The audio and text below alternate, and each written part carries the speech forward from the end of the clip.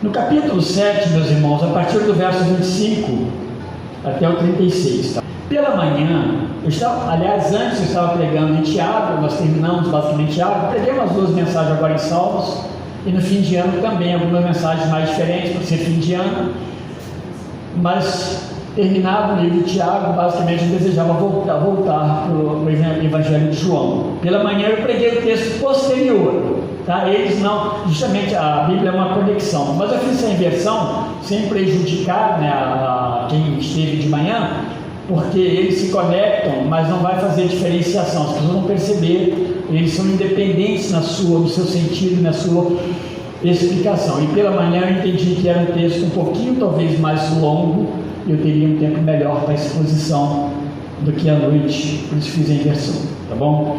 A partir do verso então 25, a gente vai seguir até o 36, e esse texto que ele está fazendo, o próprio Jesus está fazendo uma afirmação que talvez possa ser o centro, o tema central, que Jesus ele é o Messias verdadeiro, porque ele vem de Deus. Eu gostaria que você pensasse nisso dentro da perspectiva de que houveram muitos Messias, e tem havido, agora na segunda vinda, por exemplo, né, de vez em quando se manifesta um Messias. No Brasil nós temos um, que vive no meio de nós aí, o Henrique Cristo, e ele está de fato, quando você abre na internet, você fala assim, Messias, né, nos nossos tempos, você vai pegar ele, está lá. Mas houveram muitos. A diferença que o texto quer apresentar justamente que o verdadeiro Messias ele procede de Deus, e não procede de diversos Messias de Deus, mas um único Messias, ele vem de Deus. Vamos ao texto, a partir do verso 25, diz assim: diziam alguns de Jerusalém, não é este aquele a quem procuram matar? Eis que ele fala abertamente, nada lhe dizem. Porventura reconhecem verdadeiramente as autoridades que este é de fato o Cristo? Nós, todavia, sabemos de onde este é. Quando, porém, vier o Cristo, ninguém saberá de onde ele é. Jesus, pois, enquanto ensinava no templo, clamou, dizendo: vós não somente me conheceis, mas também sabeis de onde eu sou. E não vim porque eu de mim mesmo o quisesse, mas aquele que me enviou é verdadeiro, aquele a quem vós não conheceis. Eu o conheço, porque venho da parte dele e fui por ele enviado. Então procuravam prendê-lo, mas ninguém lhe pôs a mão, porque ainda não era chegada a sua hora. E contudo, muitos da multidão creram nele e diziam: quando vier o Cristo, uma pergunta, né? Quando vier o Cristo, fará porventura maiores sinais do que este homem tem feito? Os fariseus, ouvindo a multidão murmurar estas coisas a respeito dele, juntamente com os principais sacerdotes, enviaram guardas para o prenderem. Disse-lhe Jesus: ainda por um pouco de tempo estou convosco, e depois irei para junto daquele que me enviou. Haveis de procurar-me e não me achareis, também aonde eu estou, vós não podeis ir. Disseram, pois, os judeus uns aos outros: para onde irá este que não possamos achar? Irá porventura para a dispersão entre os gregos, com o fim de nos ensinar? E o verso 36, o que significa de fato o que ele diz? Haveis de procurar-me e não me achareis, também aonde eu estou, vós não podeis ir? Então eles terminam com uma pergunta, com uma intriga nas suas mentes, aqueles homens que estavam de alguma forma ouvindo Jesus e naquele grupo tão enorme também tentando matar, prender e matar Jesus Cristo. Na Bíblia, meus irmãos, como eu acabei de falar, ao longo da história, surgiram diversos messias no meio dos judeus. Eles se apresentaram como sendo o cumprimento das Escrituras nessa questão do Messias, né, a chegada do Messias. Isso vem desde os tempos bem anterior a Jesus Cristo, e isso se estendeu ao longo da história. No meio dos judeus, depois que Cristo veio e foi morto na cruz, ainda persistiu a manifestação de Messias, porque eles não acreditam em Cristo como Messias. Cristo foi para eles mais um profeta também, para os próprios judeus, e olha lá. Então ainda no meio deles se manifesta, de vez em quando aparece alguém que seja o Messias, o primeiro Messias lá ainda, que deve vir para sentar no trono de Davi. Ao menos os 11, para a gente ser bem econômico, dá para a gente encontrar nas escrituras, ou na escritura e ao longo da história também. Estou sendo bem econômico, mas se você pegar o livro de Atos, ali no capítulo 5, quando há aquele problema entre João e Pedro, que pregavam o Evangelho, e eles foram presos, depois eles foram soltos, e agora eles são interrogados, e agora há uma conversa entre os líderes dos judeus, que não eram cristãos, obviamente, e eles estavam discutindo o que nós vamos fazer com esses homens. Nós não podemos matá-los, não podemos prendê-los nem mais, porque senão o povo vai nos linchar.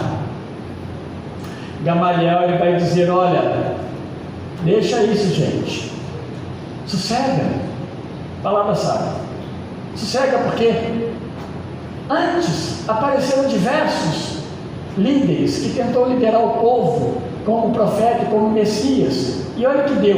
Eles dão dois exemplos, eles citam o nome de Teudas e o nome de Judas Galileu. Levantaram um grande tumulto, mas não saiu daquilo ali. Então, deixe esses homens em paz, porque se não for de Deus, vai acabar. Mas se for de Deus, cuidado, para nós, eles falando como judeu, não nos encontrarmos lutando contra Deus.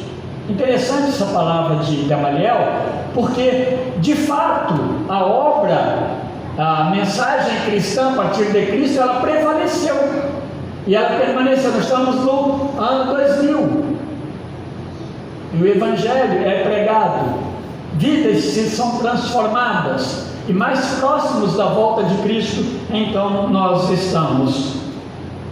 O Evangelho de João, meus irmãos, ele foi escrito mais ou menos no ano 90. João é o último a escrever o Evangelho. O Evangelho de João é o mais novo de todos os evangelhos.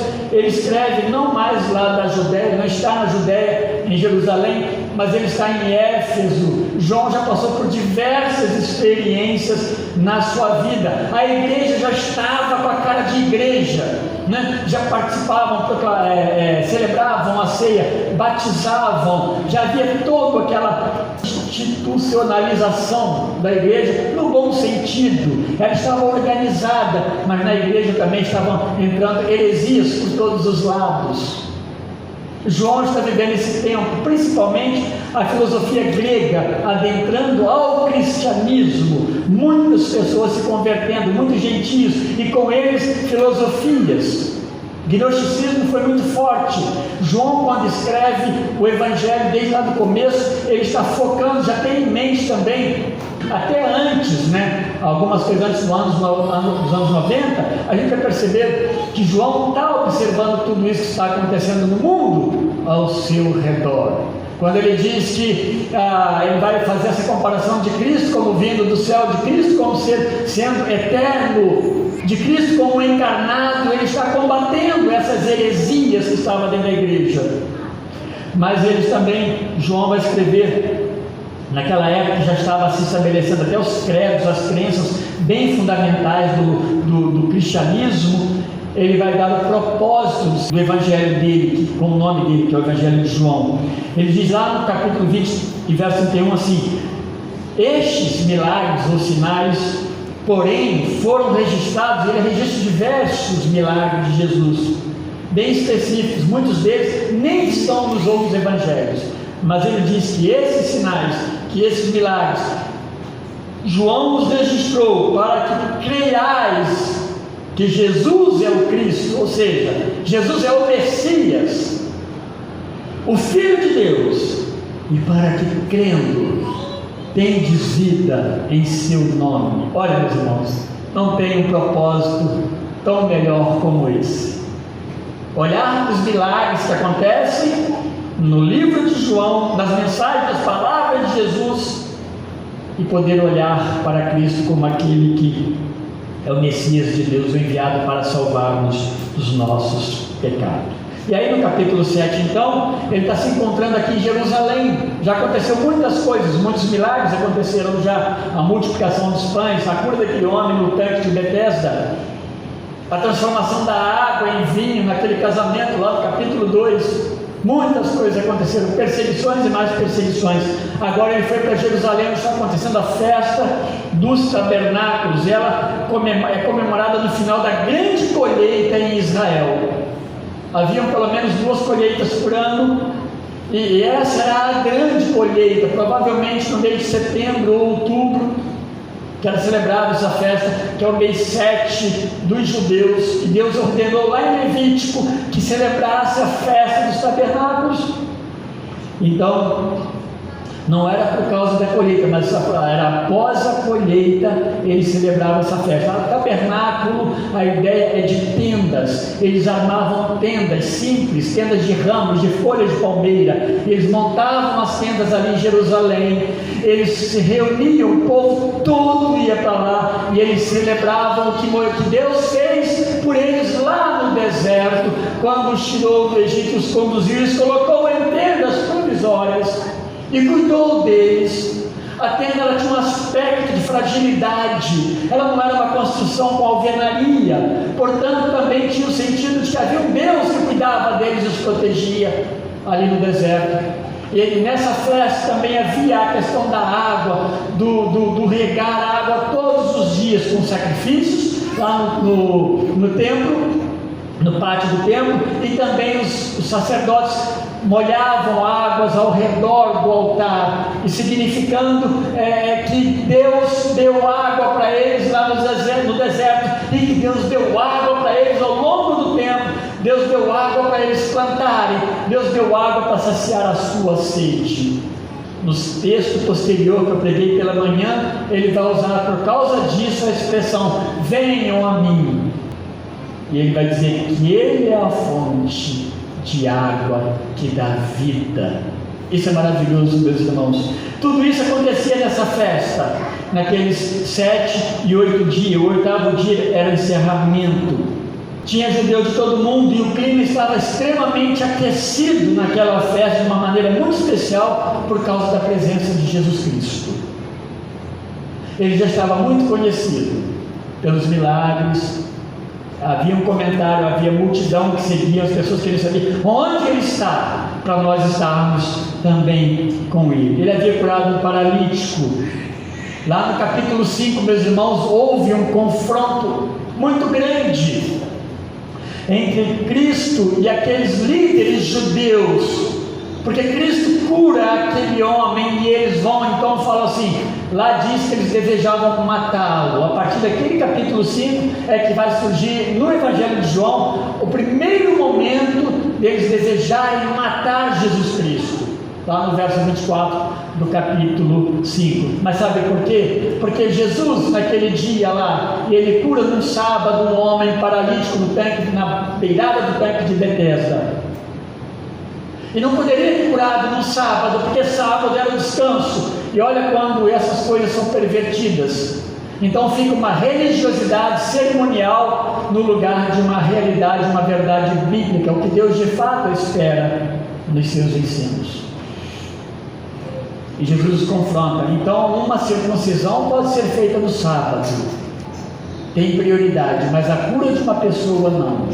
E Jesus é interessante que ele vai falar para eles, que eles deveriam agir com mais justiça e não mais por aparência.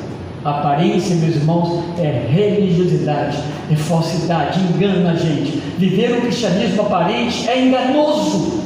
Nós não progredimos, não há verdade em nós mesmos.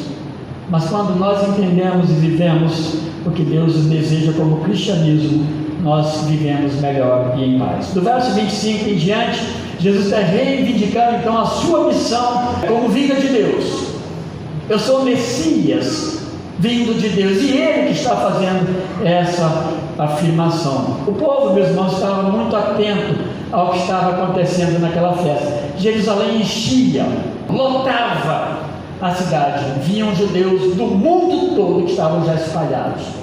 e eles vinham para Jerusalém na festa do tabernáculo e passavam aquela semana. E eles ficam assustados, muitos deles, porque eles olham e veem Jesus ensinando e se assustam, porque Jesus estava ensinando publicamente no pátio externo do templo.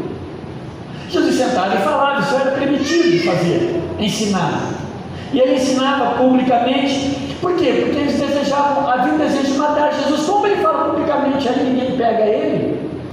No capítulo 5 fala em matá-lo. No capítulo 7, verso 1, fala que eles desejavam matá-lo. Agora no verso 25 eles lembram disso também. E eles ficam duvidosos, será que as autoridades dos judeus estavam reconhecendo que Cristo é o Messias para não matá-lo?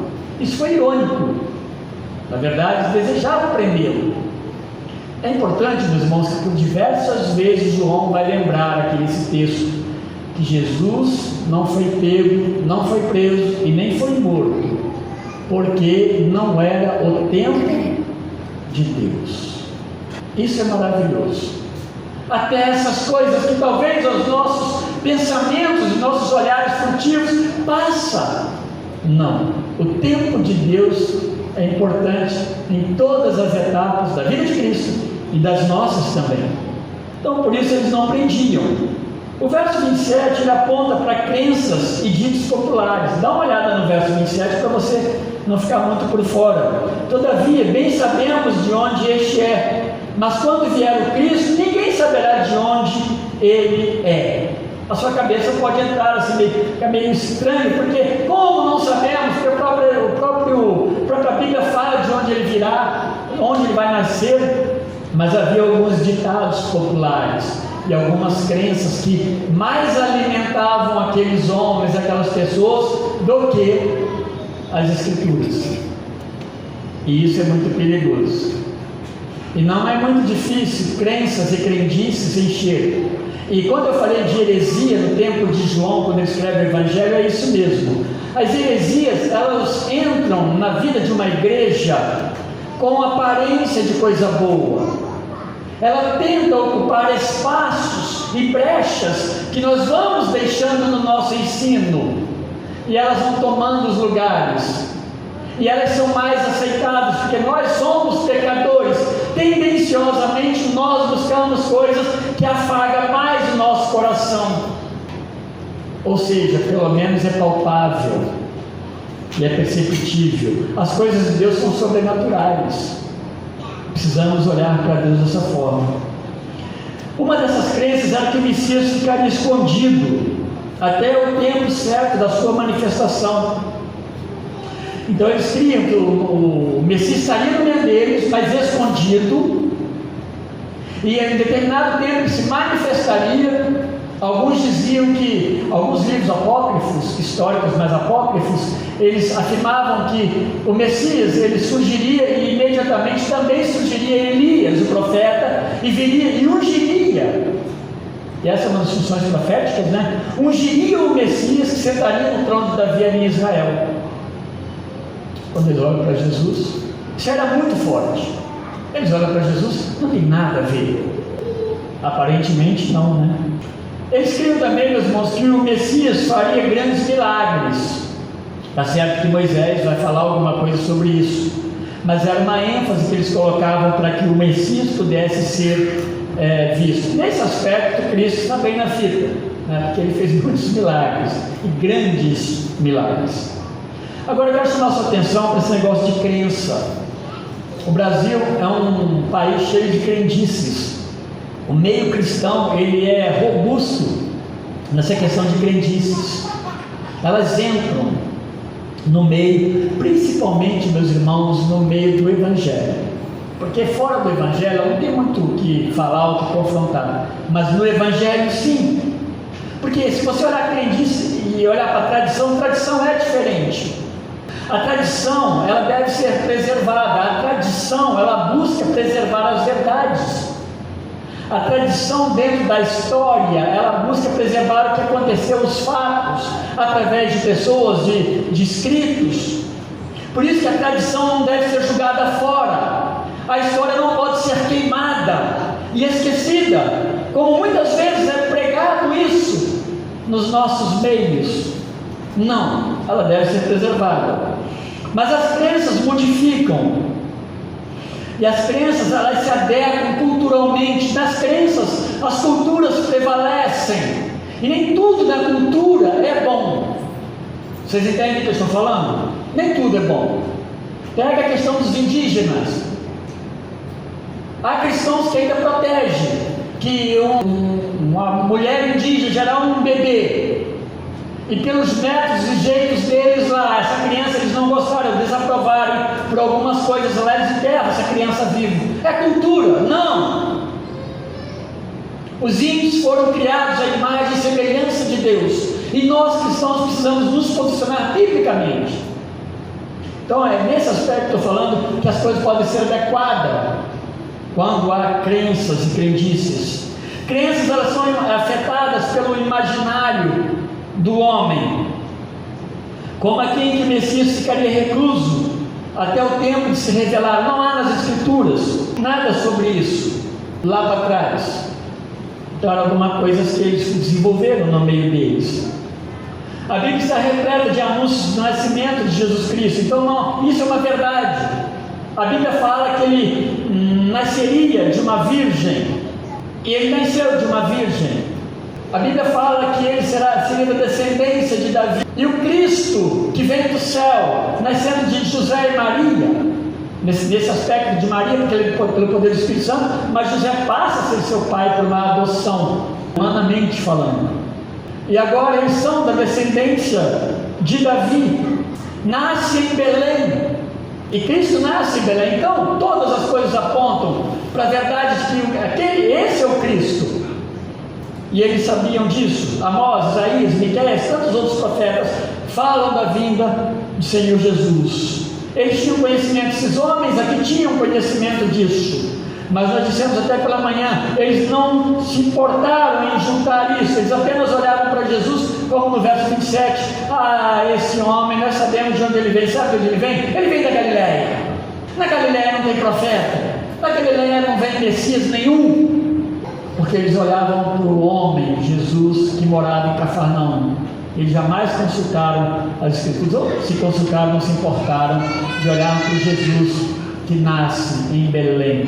Jesus, então, meus irmãos, ele percebe essas falas, e ele percebe a cegueira espiritual daqueles presentes naquele momento ali com ele. Ele percebe tudo isso, porque eles olhavam apenas para esses ditos populares e não enxergavam a presença divina, o Cristo Messias no meio deles. E essa é a pior cegueira, quando nós ouvimos e conhecemos a Cristo, mas nós não nos relacionamos com Ele em fé, arrependimento e mudança de vida. Quando isso não acontece, meus irmãos, de fato vai viver uma cegueira espiritual. Eles podiam olhar para os milagres. Isso ajudaria muito se eles olhassem apenas para os milagres, porque muitos olharam para os milagres e creram. Nesse texto a gente percebe isso. Eles podiam olhar para o vinho que foi transformado, a água foi transformada em vinho, a cura do homem lá no tanque, os pães e peixes foram multiplicados. Um pouco antes, João Batista, ele deu testemunho: eis o Cordeiro de Deus que tira o pecado do mundo. João Batista era um profeta respeitado ali no meio dos judeus, e ele testemunhou: aqui está o Cordeiro de Deus, esse é maior do que eu, é necessário que ele cresça e que eu diminua. Eles poderiam olhar para isso, então tirar de Jesus de fato o Messias de Deus. Eles poderiam olhar para as Escrituras e conferir nas Escrituras sagradas, e não ser como aqueles saduceus que Jesus repreende, porque vocês erram, porque não conhecem as Escrituras. Nós não podemos ser analfabetos, biblicamente falando, meus irmãos. Nós não precisamos ter as faculdades, mas nós precisamos conhecer o Evangelho. Por isso Jesus disse, vai usar a expressão, então, aquele que me enviou, está em plena concordância, versos 28 e 29. E aquele que me enviou, meus irmãos, é uma linguagem bem típica do próprio Jesus, e que João escreve, e que aqueles que ouviam, eles entendiam que se referia a Deus. Aquele que me enviou, eu venho, então, eu tenho parte com ele. É sobrenatural. Cegueira espiritual pode se fazer presente entre aqueles que leem e conhecem a Bíblia e falam de Deus. Esse é o grande problema também. Porque falar da Bíblia, a gente vai ver muitas pessoas que falam muito, mas eles são cegos. Não foi ainda aberto a sua mente e seu entendimento para a grande obra e verdadeira obra de Cristo. Por isso que você vai ver muitos líderes, eles meio que perdidos. E a ênfase no ministério passa a ser outra, e não a centralidade de Deus e de Cristo. Essas pessoas fazem de maneira automática, quando falam de Deus, elas acabam não desenvolvendo nenhuma experiência de salvação e obediência única, e direta das Escrituras. Esse Deus, então, verdadeiro, que enviou o Messias, eles não conheciam, embora eles fossem tremendamente religiosos. Percebem aqui que eram homens letrados, doutores da lei, estavam perto do Messias, estavam ali com o Messias, mas não viam o Messias. A cegueira espiritual, então, ela engana, ela não deixa ver a verdade, ela escraviza e ela condena. Isso é terrível. Permite apenas estar próximo, mas sem de fato fazer parte. Que coisa pior do que essa? Aquele homem rico chamado, não há o nome dele, mas Lázaro, o homem pobre que estava à porta dele, tinha nome. Aquele homem rico, ele conhecia as Escrituras, e quando ele está, depois da morte, no Hades, como condenado, ali há uma demonstração que ele conhecia as Escrituras. Ele faz citação, ele fala onde ele fez uso das Escrituras, ou melhor assim, e Jesus vai lembrá-lo quando ele faz o apelo: olha, vai lá, Senhor, avisa então meus irmãos para que não venham para cá, falando para Abraão, mas ali é a representatividade do céu. E aí Abraão vai falar o que para ele? Ele tem as Escrituras lá, como você tinha as Escrituras. Ter as Escrituras, e se não houver obediência, transformação por meio dela, é um tempo que nós acabamos perdendo na nossa vida. Conhecia Deus porque vinha dele e tinha parte com Deus. Ele é real, ele não é apenas uma possibilidade, mas ele é verdadeiro. Assim, a cegueira daqueles homens começa em não conhecer de fato o próprio Deus no qual diziam crer. Verso 28, no final, Jesus fala isso: vocês mesmos não creem nele. Eu venho de Deus no qual vocês não creem. E aquilo lá, meus irmãos, ele não está usando a expressão Deus aqui, mas eles entendiam isso. Aquilo lá, essa é a pior coisa que tem. Por isso que estou falando que às vezes há um santuário, mas não há entendimento, não há transformação, não há mudança de vida. E a própria vida deles mostrava que eles não conheciam Deus. E por esse motivo, de uma forma óbvia, eles não conseguiam também distinguir quem? Distinguir o Filho, Jesus Cristo, como Messias de Deus. Os milagres, nascimento, toda essa questão da hereditariedade não fazia nenhuma diferença para eles, nem a autoridade nos ensinos. Nós lemos pela manhã que os guardas que foram prender Jesus, a gente vai ver aqui, eles não prendem Jesus, e eles falam para os seus mandadores, seus senhores: não prendemos porque ninguém jamais falou como aquele homem falou. Eles ouviram Jesus Cristo e eles entenderam. Eu não sei se houve transformação, mas eles viram e entenderam. A decisão de prender Jesus foi a mais fácil que eles tomam aí no verso 30. Mas eles não conseguem fazer, meus irmãos, porque tudo isso é tempo de Deus. Não adianta. A cruz, como muitos acham, a cruz foi um acidente. Não foi um acidente. A cruz foi o plano de Deus. Nós cantamos aqui. Ali Deus satisfez a sua ira. Não é que Deus é um Deus irônico, um Deus sarcástico. Não é isso. É que o nosso pecado trouxe ira diante de Deus. A Bíblia fala sobre isso. E quando a ira de Deus, para não ser satisfeita em mim e em você, ela é satisfeita no Filho, em Cristo. E na cruz, pelo plano de Deus e de Cristo. A cruz acontece, mas não é um acidente, é uma necessidade para mim e para você. Só há céu por causa da cruz, só há vida eterna por causa da cruz, só há verdadeira paz por meio da cruz. Fora da cruz não há vida verdadeira. Muitos creram, verso 1 vai falar isso aí. E é interessante que aí eles creram porque viram o milagre. Muitos são unânimes quando estudam esse texto, em dizer sim, há uma afirmação de uma crença, mas há uma clareza de que é uma crença muito superficial, quando alguém crê por milagres. Pode ser um princípio, mas não é um fim em si mesmo, porque precisa crer em Cristo que salva a alma. De manhã nós falamos bastante sobre a questão da alma, a sede da alma. Então às vezes o milagre ele faz com que eles vissem, olha, ninguém poderia ser Messias, senão esse, por causa dos milagres que ele faz. Ok, muito bom, mas e aí? Ele é meu Salvador? Ele é aquele que de fato veio para me libertar e me salvar dos meus pecados? É um pouco diferente. E aí no final, verso 32 em diante, vocês podem botar seus olhos. As autoridades então elas vão tomar providência de prender Jesus. Eles mandam os guardas ir prender Jesus.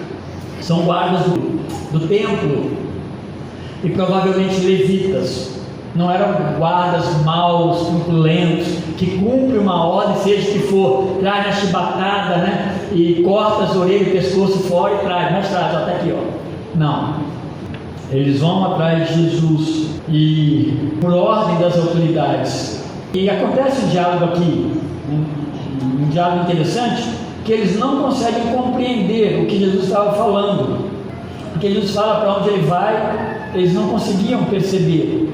Ainda um pouco de tempo estou convosco, e depois vou para aquele que me enviou. Vós me buscareis, não me achareis. Onde eu estou, vós não podeis ir. E aí eles ficaram intrigados, para onde? De onde veio? Para onde vai? O que ele está falando? Ele está aqui no meio de nós, ele está aqui em Jerusalém, então eles ficam confusos. Eles já não entendiam a origem de Cristo. Ele é Galileia. Eles nem olhavam que ele de fato é de origem de Belém, da Judéia. Eles já não entendiam nem isso, agora muito menos o destino de Jesus. Há uma confusão tremenda. Eles não poderiam saber o destino de Jesus, porque Deus estava, meus irmãos, escondendo. Deus estava preparando Jesus Cristo para o momento da cruz. Não adiantava, Jesus agia com consciência, intencionalmente, mas Deus estava cuidando de Jesus, preparando ele para a cruz, para esse tempo de sofrimento, esse momento de sofrimento. Isso era coisa de Deus. João não vai esconder isso, ele vai trabalhar essa ideia de que Cristo estava cuidando, Deus estava cuidando disso, era o tempo de Deus, até quando ele sobe para Jerusalém, para essa festa aqui. Eles não poderiam encontrar Jesus porque justamente negavam o único caminho, eles negavam o único meio, que é a fé no próprio Jesus como Filho de Deus. Se não criam nele como Filho de Deus, então eles não iam entender nada de Jesus Cristo. E não adianta nós conhecermos apenas o Jesus legal, um Jesus que é muito bom para aquela igreja lá, um Jesus que aquelas pessoas adoram. Não, Deus nos chama a ter uma experiência com Cristo, experiência pessoal com o Senhor Jesus Cristo. Então eles não poderiam encontrar, porque eles nem sabiam que era o Filho de Deus. Eles também, meus irmãos, numa perspectiva futura bem próxima, eles não poderiam encontrá-lo, eles não poderiam seguir Jesus, porque ele voltaria ao lar celeste. Esse é o caminho que Jesus ia tomar a partir de agora, o caminho da cruz, a morte e a volta para o céu, de onde ele veio. Porque ele fala aqui nesse texto: quem me enviou vocês nem conhecem, vocês nem podem conhecer. Ele está falando de coisas celestiais, e aqui ele está falando que vai voltar para lá. Aquele que o enviou, ele volta agora para junto. Seus discípulos puderam ver ele subir ao céu. Estevão pôde contemplá-lo naquele momento que Estevão foi apedrejado. Mas nós, meus irmãos, só veremos de fato Cristo quando nós partirmos e nos levar para junto dele. Eu quero concluir esse texto, tem bastante coisa, pensando, meus irmãos, que a maneira em como nós conhecemos a Cristo ela vai se revelar na forma como nós o adoramos, como nós o servimos. Se nós conhecemos de fato a Cristo, nós servimos a Cristo. Cristo não é uma moeda de troca, não é qualquer pessoa, não é um como nós. É aquele que morreu na cruz para nos salvar e chamou cada um dos salvos a uma responsabilidade de vida cristã. Eu queria muito que você pensasse que a sua vida, por mais jovem que você seja, talvez uma criança que está aqui hoje, a sua vida é um tempo contado, é passageira, passa muito rápido, porque o propósito maior de Deus é levar-nos a encontrá-lo na eternidade, aonde nós passaremos a eternidade. Então, uma conversão que é genuína, a partir da correta compreensão dessa boa nova, que é o Evangelho que salva, que nós encontramos aqui nas Escrituras, ela livra a pessoa, ela livra o cristão de muitas especulações a respeito das verdades do Evangelho e também remove dúvidas a respeito das doutrinas centrais da nossa fé, especialmente sobre quem seja Cristo. Não podemos ter. Se nós estamos estudando Cristologia, é porque um dia diante de Deus nós poderemos chegar em paz e dizer: Senhor, foi ensinado na igreja Cristologia, a igreja ouviu sobre Cristo, e a resposta que nós devemos dar não é aquela para nós mesmos, né? Eu não vou porque eu não aprendo. Não é o Filho de Deus, o servo de Cristo, ele deseja mais de Cristo. Se eu não desejo me comprometer com Cristo, eu não devo estar aqui. Eu falo para mim. Se eu não quero me comprometer com o meu Cristo, aqui não é o meu lugar. Mas se eu desejo, aqui é, sim, o meu lugar. É o seu lugar. Mas Evangelho e conversão implica em comprometimento com aquele que nos resgatou e nos salvou. Então isso é conversão, isso é aprendizado. Ser cristão então encerra uma compreensão clara da obra de Deus como Criador, da nossa condição sob o domínio do pecado e da providência divina da redenção por meio do Messias resgatador. A gente precisa compreender isso e viver isso. Não compreender então gera um cristianismo o quê? Talvez um cristianismo bem folclórico, cheio de crenças e ditos populares. Isso não é vida cristã, isso não é cristianismo. A obra de Deus então inclui também a consumação de tudo. E aqui eu estou levando agora para finalizar a pensar no Cristo que um dia vai voltar. Se houve toda aquela confusão, quem é o Cristo? É esse aí? Não pode ser. Mas ele fez milagre. Ele é profeta, mas Cristo não, Messias não. Ele é Messias sim. Tanta dúvida. E quando ele voltar? E nós que fazemos parte desse tempo da volta de Cristo? Haverá uma consumação, porque a consumação é a finalização da obra de Deus nessa terra. Ele criou, ocorreu a queda, tudo isso as crianças estudaram já na igreja, sabia? Por causa da queda, Deus providenciou a redenção, e após a redenção haverá o que? Consumação. É o fim das coisas neste mundo e o recomeço da eternidade. Juízo para alguns, vida e paz com Deus para outros. É o que a Bíblia diz. Se inclui a consumação, quando Jesus vier nos levar para onde Ele está, então espera-se que sejamos seguros e prontos pelos méritos de Cristo. A segunda vinda de Cristo envolve o nosso tempo, como eu disse, pós-ressurreição, implicando em atitude de perseverança e fé dos seus seguidores, que somos nós. Fé que não os deixa oscilantes sobre as manifestações que poderão vir duvidosas. Eis o Cristo, lá está o Cristo, olha ele lá, não dá colar, olha alguém que parece Cristo, olha, mas aquele ali tem todas as características de Cristo. Cristologia ajuda você a entender isso. Pregação ajuda você a aprender isso. A leitura da Bíblia ajuda você a compreender. Para os filhos de Deus não haverá confusão, meus irmãos. Mas isso é sério. Eu quero finalizar então lembrando que Lucas, no Evangelho, ele escreve as palavras de Jesus de uma forma bem clara, na parábola da viúva persistente diante do juiz iníquo, lá no capítulo 18. A pergunta conclusiva de Jesus serve para o discípulo que conheceu verdadeiramente, eu estou referindo àqueles que amam a Cristo, a nós, servos de Cristo. Então, ela vai atingir, ela vai alcançar-nos, aqueles que creem na sua origem, na sua divindade, na sua obra, no seu chamado. Ele termina dizendo lá então assim, no verso 8: contudo, quando vier o Filho do Homem, achará porventura fé na terra? Ele está falando da segunda vinda de Jesus Cristo. Isso tem a ver comigo e com você. Nós que somos salvos por Cristo, meus irmãos, verdadeiramente salvos, nós somos protegidos por Cristo.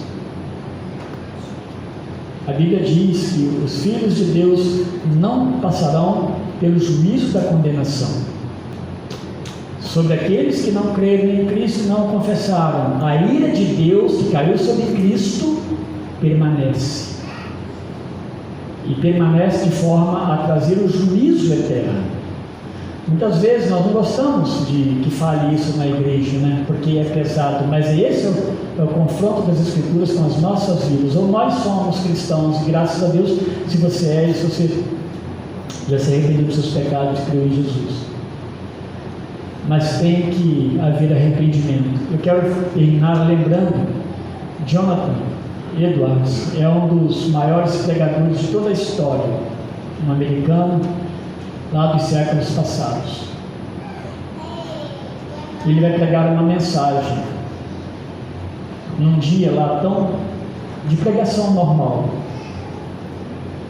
muita gente ali ao redor em pé para ouvi-lo,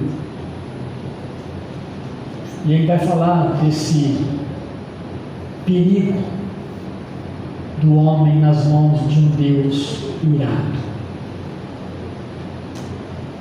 E quando ele termina de pregar, meus irmãos, não foi mérito de Jonathan Edwards. Há uma comoção, há um choro, há pranto naquele lugar. Pessoas se agarravam a pilastras, a colunas, a lugares, se prendendo. O que eu faço para não cair nas mãos do Deus irado? E a resposta é: creia em Jesus Cristo e será salvo. Deus fortaleça a fé, a sua fé, e Deus trabalhe também o seu coração nas necessidades que só Ele sabe, mas Deus te fortaleça, te enriqueça, e que servir a Cristo não seja nem um peso, mas seja uma alegria. E à medida que você caminha com Cristo, as dúvidas sejam dirimidas, né? Elas sejam removidas do seu coração, e você vai alcançando entendimentos maiores sobre esse nosso Deus maravilhoso. Deus abençoe a vida de cada um dos meus queridos irmãos. Vamos orar.